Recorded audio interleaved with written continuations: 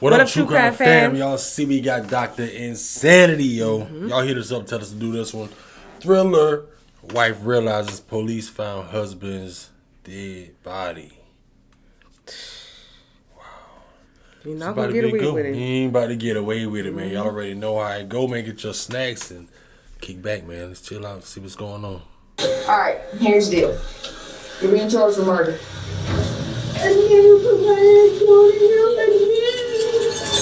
This is 37-year-old Nicole Woodard.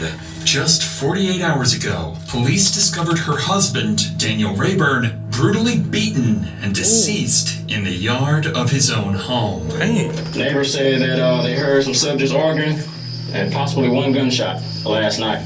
At first, detectives believed this tragedy was the result of a robbery, but they would be horribly wrong. As the weeks-long investigation began, detectives would uncover a toxic relationship and a twisted conspiracy with Nicole at the very center of it all. Your DNA's gonna be on that gun. Now's the time you need to tell me, because there's not gonna be another opportunity. About to be a good one. On July 4th, officers in Dublin, Georgia received a disturbing call. A passing motorcyclist reported seeing a motionless body on the front lawn of a nearby house and urgently requested a welfare check. When first responders arrived at the scene, it quickly became clear the man was already beyond saving. How y'all doing? All the blood come across his arm right there. He's laying like somebody he was attacked or shot or something. As first responders took a closer look, the disturbing condition of the man's body became clear. His skin was covered in bruises, insects crawled across his face, and most troubling, a gunshot wound was clearly visible at the back of his head. Wow. Even more telling was the stiffness of his body, clearly indicating he'd been dead for several hours. To the officers on scene, one thing was immediately clear. This was a homicide, and they needed to figure out who this man was and why he was so brutally killed. Luckily, it wouldn't take long before officers began uncovering crucial details. Do we even know his? We don't know his name, do we? Yeah, we ran it.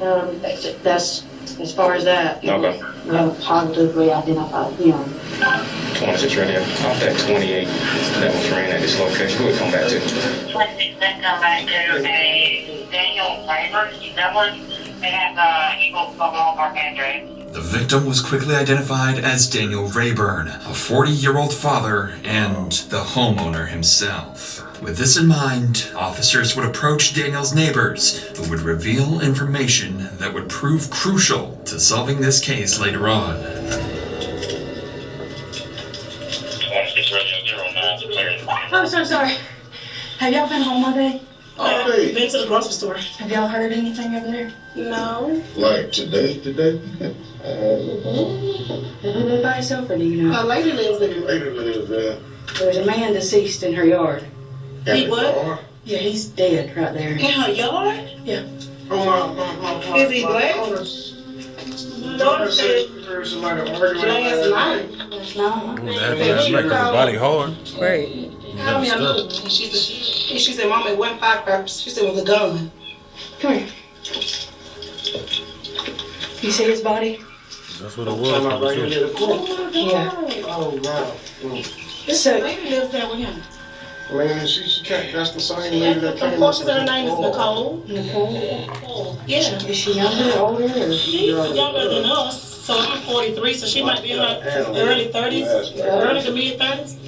Oh, who found him? Some passerbys just come by. He's been there for a while.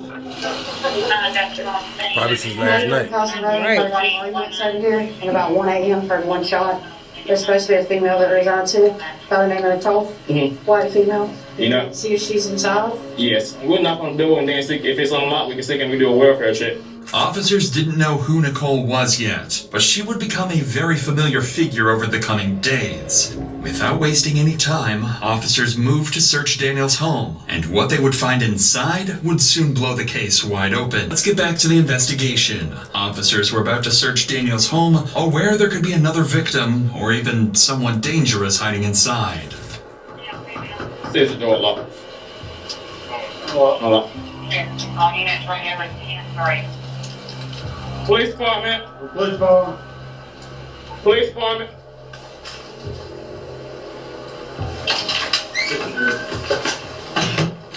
Alright, so female's gone. You got a female now? All we know is it's a white female by the name of Nicole. Yes. Right here. So she gone. Nicole Woodard. Fortunately for officers, the house turned out to be empty, with no visible signs of violence or struggle inside. However, they did uncover one crucial clue, a letter revealing Nicole's full identity. Brenda Lee Nicole Woodard, Daniel's wife. This discovery immediately opened up new leads for investigators, but officers were about to catch another clue. One of the paramedics on the scene would recall encountering a woman with the exact same name just hours earlier. What y'all know about it? I don't think the neighbors saying that they heard subjects arguing last night and a possible one gunshot. Ain't seen it either. Yeah, they said it's supposed to be a white female staying with them. First name by Nicole. We went in and cleared it. Nobody ain't in there, but it's a letter in there with her name on a piece of paper with Nicole Woodard on it. That name, we just picked up a person at Applebee's with the same name, 37 years old. Had seizure, thrown up. According to the paramedic, 37-year-old Brenda Lee Nicole Woodard had been working at a nearby Applebee's when she suffered a seizure and was rushed to the ER earlier that day. To detectives, this timing felt a little too convenient. Nicole's medical emergency occurred just hours after Daniel's brutal murder, potentially giving her an alibi to distance herself from the crime. If this was, in fact, Nicole's plan, it wouldn't work out very well. Officers were now able to easily locate her at the hospital and question her regarding the actions leading up to Daniel's death. Since her injuries were minor, she was quickly transferred to the station for questioning. She's slick. Did he have any friends that came over to visit? Once in a blue moon, we'd go over and hang out with Tim and Sylvia, but we hadn't seen them in a couple of months. Other than that, you can't tell me anything else that you might know? Because he was out in the yard, when he was found in the yard this afternoon, before they called you, about the time after they called you. He was found out in the yard. Nobody called me. So you had to see it. The officer showed up at the hospital. Well, I'm saying you got in contact with your doctor. Okay, so other than that, you hadn't seen him none before that? I hadn't seen him at all today. Okay. Even though Nicole insisted she had no idea what happened to Daniel that night, her demeanor told the detective a different story. Her shaky voice and uneven answers indicated extreme nervousness. She seemed on edge, uncomfortable, and far from natural. These subtle cues could mean one of two things. Either Nicole was genuinely shocked to learn that Daniel was killed, or she was hiding something. They on to her. This detective strongly suspected the latter and intended to find out exactly what Nicole was holding back. And you don't know anybody that might have been, he'd had problems with, or giving him problems, anything like that? No, how was he on the job? He had problems on the job, anything like that? That you know of? I mean, we don't know if anybody accidentally anything to him, or whether he might have just fell and passed out, or whatever. That's why I asked you, how much did he drink last night? I don't know. Well, you said you drank a bottle. I was drinking last night. What were you drinking? He was drinking beer, sir. Has he ever drunk alcohol to the point where he will fall out? Yes, I told you. Yeah, But he hadn't drank like that since. I mean, he might drink 2 or 3. Well, that's all. That's it. Is there anything that you tell him? According to Nicole, she and Daniel had been drinking the night before when a verbal argument escalated into a physical altercation. However, she still insisted that he was alive and well when she left. Ultimately, detectives weren't able to get any useful information from Nicole and had no choice but to let her go. However, unbeknownst to Nicole, this was only the beginning of a very long week. Damn. Back at the crime scene, officers continued collecting evidence to determine who had been at the home at around 1 a.m. Now, with a search warrant in hand, officers moved into Daniel's home, hoping it would hold the evidence they desperately needed. Go ahead and lock the door back. And the pastor out there, Danny, he said he's been counseling them. I guess they just. Oh, they didn't have a problem, of course. He said that they were told that they wouldn't do Yes, it Looks like she clearing stuff out. Yeah, that's why I ain't seen no female stuff in there. They got listed as leggings. it. The number was in here. Well, it's got listed as But either way, shorts and capris, he said that. leggings, comfort fits, pants. Like I said, the place ain't tore up, ain't no blood nowhere, stuff out there. Might have been. Unfortunately for officers, no evidence was found inside the home. With that in mind, officers expanded their search to the property outside, and that's when they made a critical discovery.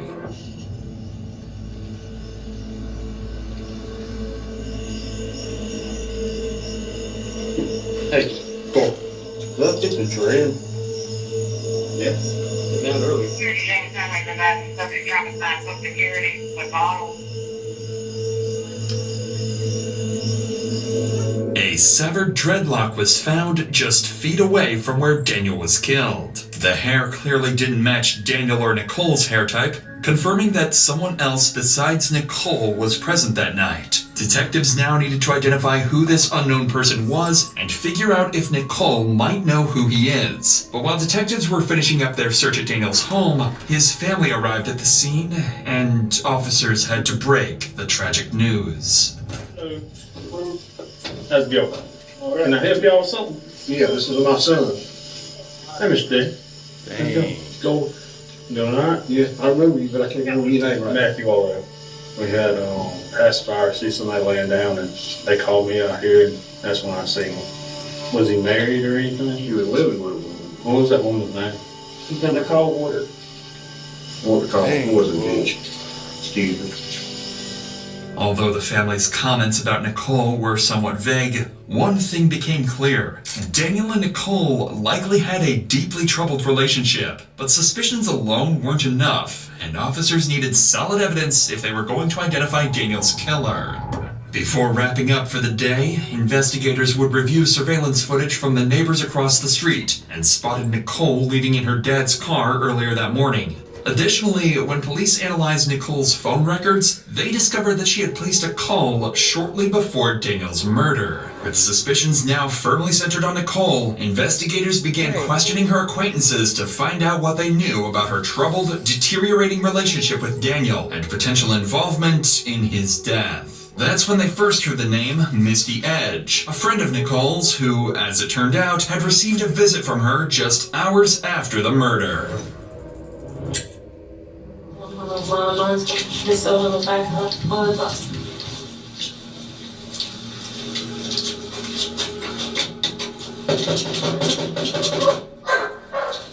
They ain't gonna bite her. No, they Get ain't 'em up. right till John and them All come right. around. Hang on just a second. How are you? I'm good. This is Misty Edge, Nicole's friend and co-worker. She reached out to police, claiming Nicole had shown up at her house early the previous morning, acting strangely and carrying several bags. When detectives arrived at Misty's house, they never expected the shocking details she was about to share. Okay, well, she messaged me the other night. It was a ring stuff when I said that he had been beaten on ring stuff. She called me around 5 o'clock that morning. She said she was very confused, that she didn't know what was going on, that the front door was open, that his car was still crunk, everything. The front door was open? Yeah. We come back and she felt she was still drunk. She fell asleep on the couch. And I really feel like she was coming off of something. You ain't just gonna sit here and make yourself shake for no reason. Right. I really feel like she was trying to hide something from me. This description of Nicole's demeanor sounded eerily familiar to how she behaved in the interview room earlier. According to Misty, Nicole was visibly shaking, nervous, and clearly on edge, as if she was hiding something. Whatever Nicole had seen or knew clearly made her unstable, possibly explaining her sudden seizure and fainting earlier that day. But what detectives quickly realized was that Misty herself knew far more than she initially let on. And for reasons of her own, she decided to drop the biggest bombshell yet. Let me ask you this, when did she tell you about Daniel? She told me that she had made a phone call and what? Get rid of that. She also said she wants him dead, but then she don't want him dead. She walks in my front door and was like, "Misty, give me my eye." I said, "What? Give me my eye." I said, "No, I'm not doing that. Because that's not me. I don't have nothing. I have no record. I've been doing so no, that's not me." She said she needs an alibi. Detectives now had a testimony supporting their suspicions that Nicole was at the house around the time Daniel was killed. Even worse, Nicole supposedly made some phone calls to, quote, take Daniel out. Not only had she likely witnessed the murder, but she may have even coordinated it. It was time to find Nicole. This time, there would be no walking away. How are you? Here. The next day, investigators set up a meeting with Nicole at her sister's house, prepared to see just how much her story would hold up under pressure. The goal was to pressure her into revealing the names of the people she called that night, and what exactly she had told them. Alright, here's the deal. You know why we're here. Yes, ma'am. Then, unfortunately, you want to be here for Daniel and him not being here anymore.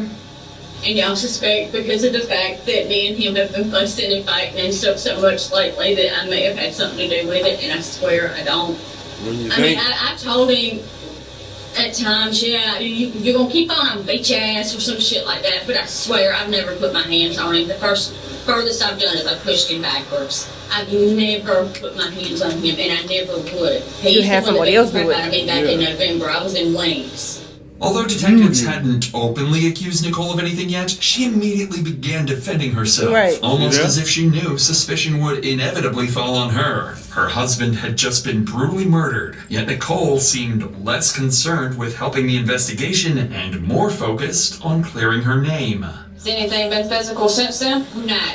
I mean, we screamed and hollered at each other a little bit and sent some nasty messages back and forth. The thing with us, I mean, if we were not gurring at each other, there was something wrong. As Nicole painted a harrowing picture of domestic abuse, her explanation seemed carefully chosen to cast Daniel in a negative light, almost as if she had hoped investigators would see her as the victim. And while parts of her story that'll make you kind of guilty right there, because why would you want them to see you as guilty right now if they didn't say you did it? Exactly. Like, it's coming up. Hoped investigators would see her as the victim. And while parts of her story may indeed be true, detectives sensed that she was subtly deflecting blame and possibly laying the groundwork for a future legal defense. But investigators would see right through this tactic, and it only made them push harder to uncover what Nicole was really hiding. How did he die? You just said, we fussing and fighting. I don't. But you just said just a second ago, you know, when we're here, you think we have to do with it. I've been told 3 different things. I've been told he may have had a heart attack in the yard. I've been told he was beat up. And I've been told that they don't know what the hell happened, just that he was found in the yard. Why do we know more? I don't. Listen to me. Listen to me. You do. It's always better. And I know you talked to the detective the other day. He's proven that things have changed. And we know some stuff that you can see it in her face. You can see it in her face. I want, come forward and tell the truth. I mean, I've called and talked to people and stuff, and I've told them at times, I love him, I hate him, get me out of here, stuff like that, but I've never heard him. I swear, I would never put my hands on him. Listen to me. Just look at me. Like Sergeant Rose just told you, we know more. We want to hear your side. And I'm telling you, I did I did not touch him. I did not go out. I did not. You know who did. And it's time for you to tell us who did this to him. The stress was clearly getting to Nicole. Detectives made it obvious they knew she wasn't telling them everything, and the pressure was starting to show. Visibly nervous and beginning to break, Nicole was about to give detectives exactly what they came here for. I suspect that my foster brother may have had some, or adopted brother may have had something to do with it, because I did call them and I did ask them for help to get me out of there. Why do you suspect that he had something? Because they've all said before if he kept on hurting me, they were going to do something. And the last time that we had a fight, they come up and he fixed him out, and that was it. Right. We know that you have made a phone call to somebody. I called Pops, which is Hewlett Reed, and I asked him if he would come over and calm me down and stuff. And I called Andrew and Tom and told them to come over and find out what was going on. And Andrew and Tom said they couldn't get there anytime soon. Why were you wanting them to come over there? What were you wanting them to take care of? Not him, not like that. I swear, nothing like that. That's what you just said. I wanted them to calm him down. What is that? Not like that. We know you said. I didn't want them to hurt. No, I did not. All right, so I did not. listen, there was camera footage across the street, so let's talk about it, okay? I never saw anything happen. I heard him out there fussing and stuff, and then they left. So you never gonna see what happened, right? You know what I'm saying? I have my suspicions, but I don't want to accuse anybody of anything. You know more about what happened. Now, you give us the runaround already. No. You have. And that points fingers at you. That raises red flags with you. Nicole would finally loosen up a bit, giving detectives a couple of names. But that alone wasn't enough. Detectives still needed to find out who actually pulled the trigger. What did you see and what did you hear? I heard shouting, and I've heard all the fireworks and all that shit. That is all I've heard. What kind of shouting? You called something and ordered something on that phone. What did I order? Because I haven't ordered anything. Do you think the guys would have come over there and done something? Because he was being an asshole to me again. I mean, I just told him, I said, y'all just get him to stop. Y'all, I can't take it anymore. Y'all can get me. Y'all just get me out of here. Don't you want justice for him? Yes, that's what I'm telling you. He was left laying in the yard. That's what I'm telling you. She don't want no justice for him. I'm She giving already you making the a things that I mistake. have. Do I need a lawyer? Despite Nicole bringing up her right to legal counsel, detectives weren't ready to give up yet and moved in closer, physically encircling her and increasing the pressure. And it's a good thing they did, because Nicole was seconds away from finally breaking down and confessing. I called them and told them to come beat his ass. I was fucking tired of the bullshit. But I didn't think that they would do it. They've never done it before, and I was scared. Come on. And I didn't know that he was dead. I swear to God, I did not know that he was fucking dead. I did not. Come on. So what you did? Set it up and leave? Yeah, you know? Fucking robbed him up in the... Breathe. There you go. They just robbed him up in the act. bed and they come in and I don't want to fucking stay in the house. He would come in and be like, yeah, your brother fucking beat my ass. It was so funny. So they ain't let you know what they did? Yeah, you know? I was scared. They needed to do that in your And they yard. already Right. told me before that if they beat him up, they got told that I was in trouble. But like I said, they never did it before, and I've told him multiple times, y'all just gonna beat his ass. I'm fucking tired of it, and nobody ever did. The only thing that they Anything more ever than did beating was his I ass. ended up calling the cops. Did you go out and check on him and make sure he was alright? No, I did not. Did you see him out in the yard? I did not. You're almost there. You got about 10-15% that you're not telling us of what happened after the fact. Exactly. Well, come on, you Got one might or as two well. more. I promise I don't. None that I know of. Just sit there and think about it.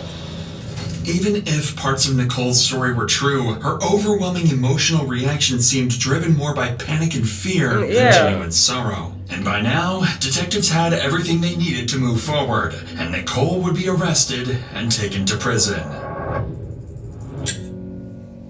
While officers had enough evidence for an arrest and were nearly certain of Brandalee's involvement in the murder, whether she had actually wanted Daniel dead remained unclear. To solve this, detectives now turned their attention to Thomas Harper and Andrew Huber, the two men Nicole claimed carried out the attack. Fortunately, locating them didn't take long, and due to their high likelihood of involvement, both men would be arrested immediately and questioned the very next day.